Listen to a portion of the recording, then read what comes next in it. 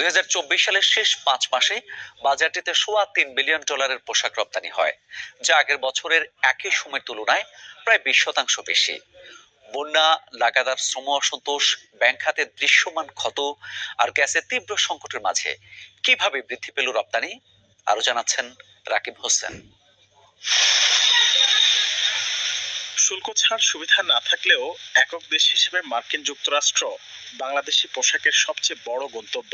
2022 সালে বাজারটিতে record $10 billion পোশাক রপ্তানি করে বাংলাদেশ। এর পরের বছরই নানা কারণে যা কমে যায় প্রায় 25%। কিন্তু 2024 সালে গণ অভ্যুত্থানের পর আবারও রপ্তানি বাড়ছে যুক্তরাষ্ট্রে। মার্কিন বস্ত্র দপ্তর অটেক্সার সবশেষ তথ্য অনুযায়ী 2024 সালের শেষ 5 মাসে যুক্তরাষ্ট্রে $325 কোটি পোশাক রপ্তানি করে বাংলাদেশ, যা আগের বছরের একই সময়ের তুলনায় প্রায় 20%, অর্থাৎ $53 কোটি বেশি। অথচ বছরের প্রথম 7 মাসে রপ্তানি ঘাটতি ছিল 10.5%। সারা বছরের হিসাবে পশ্চিমা বাজারটিতে রপ্তানি হয় $734 কোটি। নুডলস খান নাই তো নুডলসই খান নাই। যেখানে প্রবৃদ্ধি 1%-এর কাছাকাছি। গণ অভ্যুত্থান পরবর্তী সময়ে বহুমুখী সংকটের মাঝেও কিভাবে সম্ভব হলো এমন প্রবৃদ্ধি অর্জন?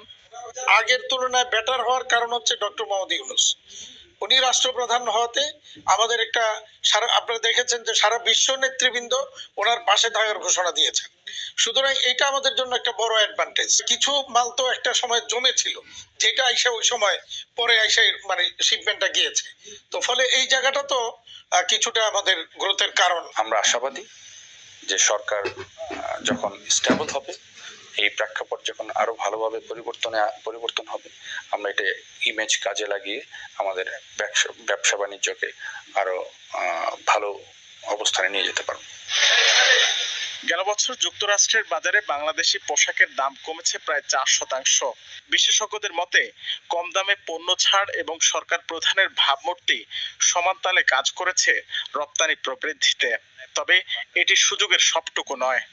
তারা যেখানে নাকি কম মূল্যে তারা সোর্সিং করতে পারবে সেটাকে কিন্তু প্রাধান্য দেবেন, কিন্তু এইখানে ব্র্যান্ডিং এরও একটা বড়